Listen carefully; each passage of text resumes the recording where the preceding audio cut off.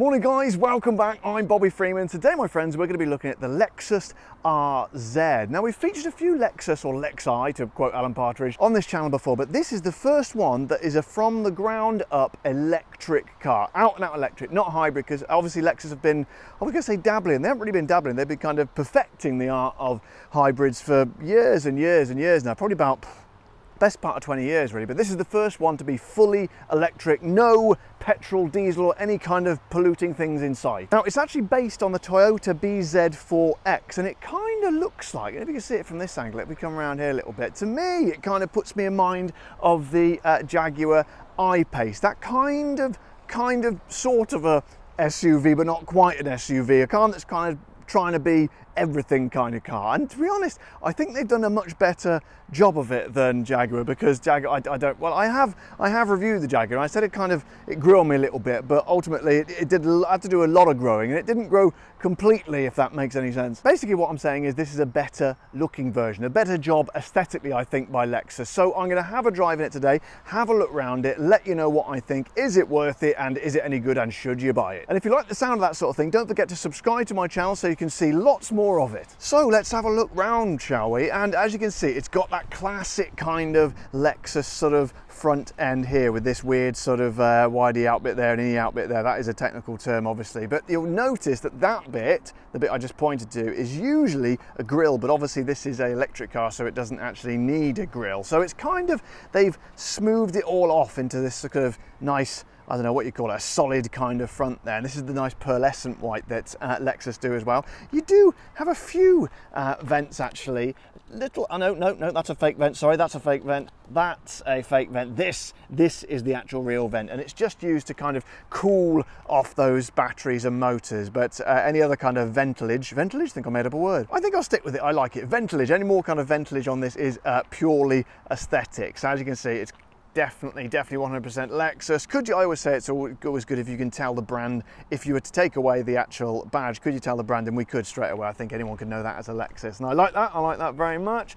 As we come around to the side, this one has got the, I think this one's got the, is this the 18 or the 20 inch? I think this might be the 18-inch wheels on this one, but this is the Takumi. Okay, you know what, I think, no, I'm going to go with 18. I probably should have checked before. But whatever, this is the Takumi one. This is the Mac Daddy, the top of the range, all bells and whistles. What we call, or what I used to call when I worked in the trade, a Christmas tree, because it's literally got everything on it. Now look round here. This is where this is going to really, this is one of the best angles, I think, of this car. Look at that.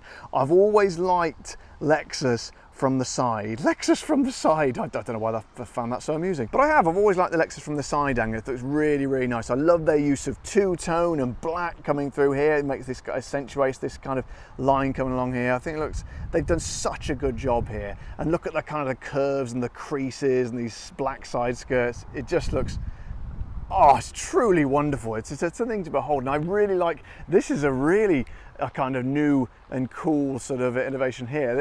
Little tiny spoilers, one there and one there. I'm not sure if they're actually creating any downforce, I doubt it very much, but they look damn cool. And then as we come around the back here, we've got a bit more ventilage down here, which again is just for show, purely aesthetic, but again, there's no bad angles on this. I love the way this kind of line comes sweeping around here with the Lexus badge there as well. So let's check out the boot, shall we? Give it a little whack there. And this, my friends, is actually 520 litres. Obviously, you've got a bit of plastic in here because this is a new car, but that is actually only 20 litres short of, sorry about this police car ruining my video, you bastard! But as I was saying, this is actually only 20 litres short of my Jaguar XF, which is, generally considered one of the, a huge boot. I always wax lyrical about it, but look at the side, really good use of space around here and also over here, very, very good there. We've got some nice hooky things there to attach stuff to. I never know what you'd actually attach to those to, but you've also got a nice bit of extra space under here, and you lift that up as well if there wasn't loads of plastic and stuff on top of there. So you got loads of space to obviously store the chargers and an array of other stuff, I would have thought, as well. And as always, I like to do the Freeman test, which is getting in the boot. Now there's no load lip, which is very, very nice. So let's have a look.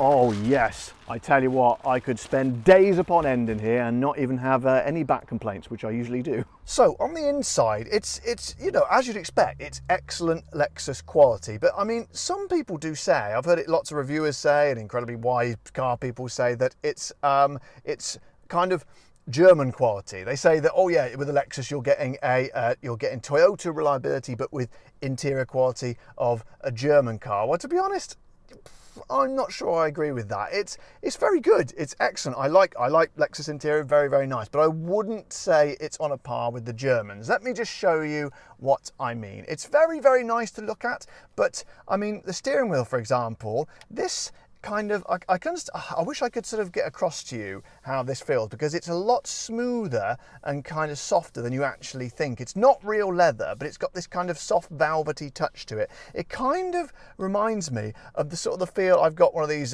generic smartwatches, and this sort of the feel of this kind of soft touch rubber on the strap. It's kind of similar to that. It's kind of feels like, you know, good quality rubber, but, you know, rubber nonetheless. I'm not saying that is rubber, but that's the kind of sort of best way I can describe it to you. In the middle here looks like leather, but again, I don't think anything is real leather in this car. That's got kind of a plasticky kind of touch, and as did these bits here. It's not like something in a Jaguar where there would be, you know, proper metal or something. You don't quite get that. But however, I'm being hypercritical here. I just wanted to make the point that it's not quite on the German level, but it's still very, very stylish and very, very good. The cockpit on a Lexus, as always these days, is slightly angled here towards the driver, which is very, very nice, but not too much angle so that the passenger doesn't feel left out. How considerate of Lexus. And an absolutely massive screen here, huge, great big, bright, lovely, bright screen. You got all sorts of different menus on here. Obviously, where's the Apple CarPlay one? That's it. How do I get back to the? There we go. Look how bright and gorgeous and sharp that is. That looks really, really nice. And another good thing about Lexus is they keep these dedicated climate controls here all the time, so they're not buried in a sub menu, which is really, really handy. I can't stand things like Tesla where I have to sort of delve into a menu just to do the most basic of things. So you've got the cooled seats on this one, the heated seats as well, heated steering wheel, and these are also controlled, like the climate and things are controlled by an actual manual dial, as is the volume for the radio there. The only thing that is on this, but again, it's dedicated, is the fan speed there. That's a touchscreen, but that's okay as long as it's there all the time. I don't mind. I really, really like that. I just think it's this trend of going sort of, you know, fully touchscreen now is just so annoying. Right up to things that, you know, like in a Tesla, where you have to go into a sub menu just to move the direction of the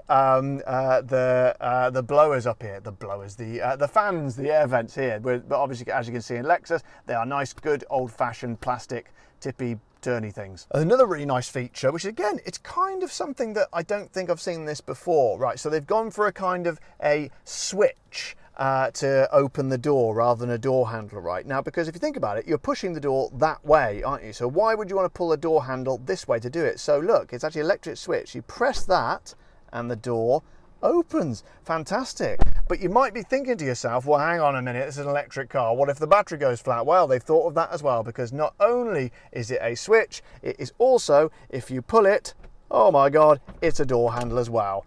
Very good Lexus. It's also got wireless charging down there. You pop your phone down there, as well as a host of USBs, a normal USB and 2 USB-Cs. Incidentally, in my previous videos, I've really sort of slagged off USB-Cs. However, I'm kind of warming to them now. I've got a few of them in my house, and a few more devices of mine are using the USB-C, so I will be toning down on my negativity about the USB-Cs, for those of you who are interested. Probably not that many. And then we've got some lovely cup holders here. Looks slightly square to me, to be honest, for cup holders, but I'm sure they do the job. And then we've got a gear select here, which is not a million miles away from the one you get in the Jaguar, but except you have to push it down and then over there to go into drive, and then down over there to go into reverse. Over here we have a very clever, well, first of all, how's it for resting the arm? Oh yes, that is a very rested arm. Very nice angle, very nice height. However, what I really like about this is very clever. You can open it like this from that side, but also, again, not wanting to leave the passenger out, you can open it from that side as well. Again, well done, Lexus. Also, let's check out the storage capacity in here. Oh yes, very deep,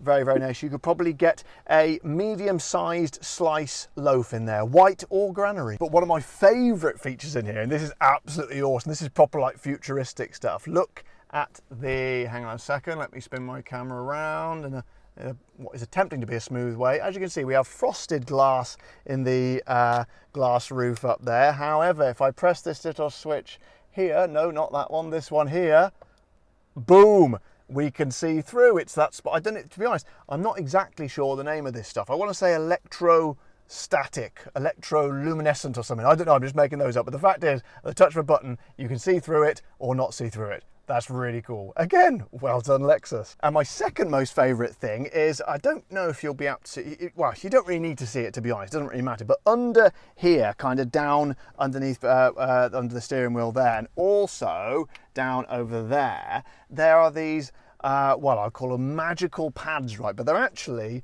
like infrared heaters. So it doesn't blow heat, it sort of projects heat and sort of heats anything in its path rather than warming the air around it. And obviously for an electric car, which sucks loads of electric charge by blowing out hot air, this is way more efficient and way better on the battery in the winter. So again, well done, Lexus. However, my friends, it's not all good news, I'm afraid, in here, because by putting that special magic heater there, we have lost the glove box. So for the first time ever, I've been driving cars since 1998, I think. I don't think I have ever, including 13 years, well, probably more than that actually if you count Mercedes as well. Best part of on and off 20 years working within the motor industry, I don't think I have ever come across a car that has not got a glove box. So that is not well done, Lexus. Now there is one more good thing here, and this is the voice control in this car, right? So this really impressed me earlier. So you can, it's basically a bit like Siri, like a voice activation thing. So you can say to it, well, I'll show you. Hey Lexus, turn on... What do you want? Sorry, I'm having trouble understanding you. Right, okay, I was telling you how good this was, but then very rudely spoke over me. Let me try that again. Hey Lexus. Hey Lexus. What do you want to do? Turn on my heated seat. Sorry, this feature is not available. Well, it definitely is, because I did it earlier. I'm trying to tell people how good this is. I'll try that again. Hey Lexus. What do you want to do? Try it differently this time. Turn on my cooled seat.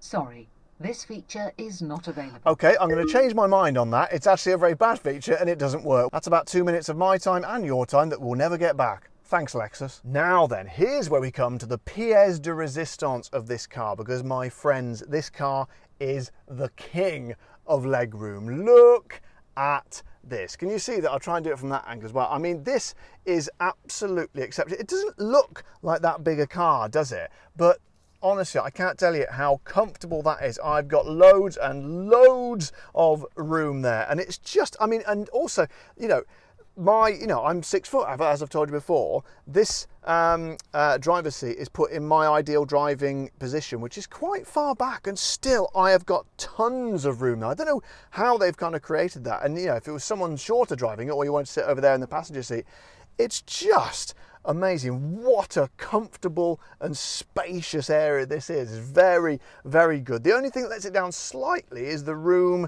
the foot room under the seat in front. It's a little bit snug, but to be honest, I think it kind of makes up for it for me with that absolutely just, you know, biblical portion of legroom. Not to mention the headroom. I mean, look at this. This is such a spacious car. I mean, that is probably the biggest amount of headroom I think I've ever had in any of my reviews. It's absolutely awesome. But also, not only does it have lots of space, it also has the heated seats in the back here, as well as 2 extra USBs so you can charge loads of stuff. But have a look at this. Again, I've never ever seen this in a car before. My friends, I'm very excited about this.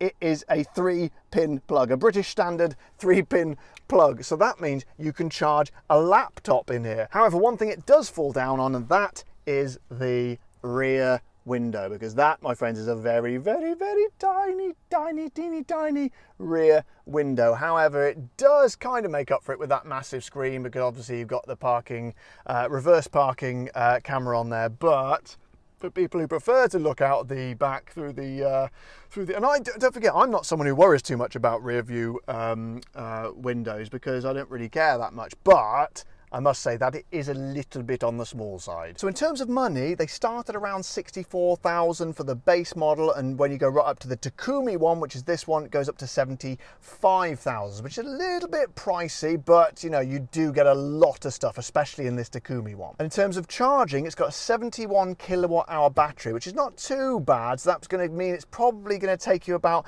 I'd say about 10 hours if you're charging at home. And I think most people are going to be sticking on this, you know, sticking this on charge overnight at home. So yeah, about 10 hours. So out on the road, and the first thing that strikes me about it is that the one thing that kind of annoyed me most about electric cars or other electric cars is the kind of the harshness of the throttle. It was kind of all or nothing. It was kind of like, and quite sort of, it gave kind of a sort of a surging, sort of a violent surging sensation. It was quite difficult to avoid that, and it kind of made me feel a bit sick, a bit kind of vomity. And it's never really a good look to be, you know, vomiting when you're making a car review video. However, Lexus seem to have ironed that out. It's much, much smoother, and you lose that kind of harshness. And by the same token, they've also done the same thing with the kind of the regen thing with the brakes as well. Because again, I felt that regen thing when it kind of sends a bit more power to the battery using the power that you use when you brake.